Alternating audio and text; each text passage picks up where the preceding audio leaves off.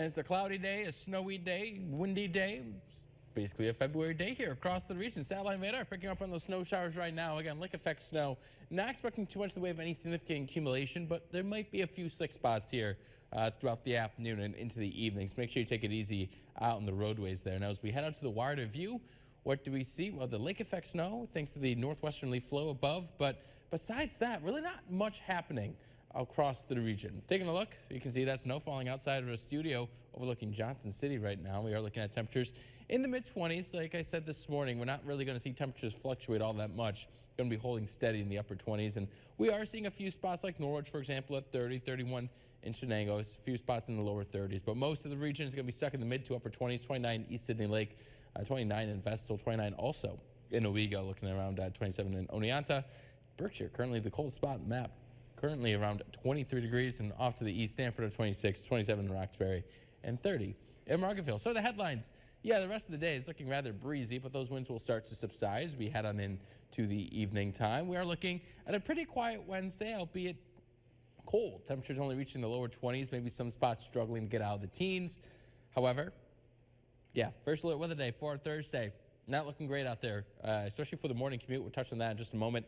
And we are looking at an active stretch of weather heading into next week. Winds again between 30 to 35 miles an hour as we head on into the afternoon. Like I mentioned, though, those winds will start to subside, so it's going to feel a little bit nicer out there, even though it is going to be colder for our Wednesday morning. That's the good news. Now, as we head on into the future track here, showing dry conditions as we head on into the overnight period. Maybe a few pop-up snow showers. I think that model is overdone by just a bit. You can see tomorrow morning into the afternoon looking relatively nice, but those clouds blow back in. I had the next system that's arriving on Thursday that set the stage for the first alert weather day. Well, why are we issuing this? Well, there's going to be impacts on the morning commute. That much is known. And what also is known, we're probably going to see almost all the different types of precipitation that is possible in the winter season. I'm talking about sleet. I'm talking about freezing rain, snow, rain, even possibly graupel. You know, you never know, but it is looking possible. We're going to see all types of precipitation fall.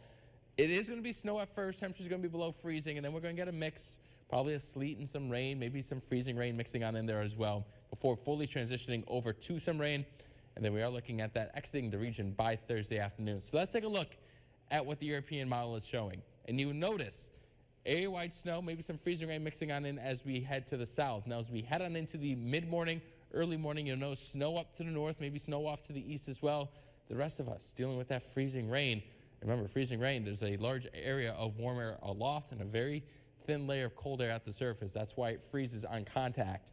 Watching that very carefully, and then you can see as we head on into Thursday evening, it kicks out of the region. So how much snow can we expect to see from this? I'm thinking generally probably about 1 inch to 3 inches. A lot of us probably on the smaller end of those snowfall accumulations. In terms of ice, this is the European model's projections here. I want to stress, I think this might be a little bit overdone, especially as you head further west. But any ice is going to be treacherous, especially for the morning commute. Do not be shocked if we do see some school delays for Thursday. Then as we look ahead into the weekend, touching on this quickly, we are looking at another round of wintry mix. Very similar setup to what we're going to see on Thursday as we head into the weekend, cooling down as we head on into next week under cloudy skies.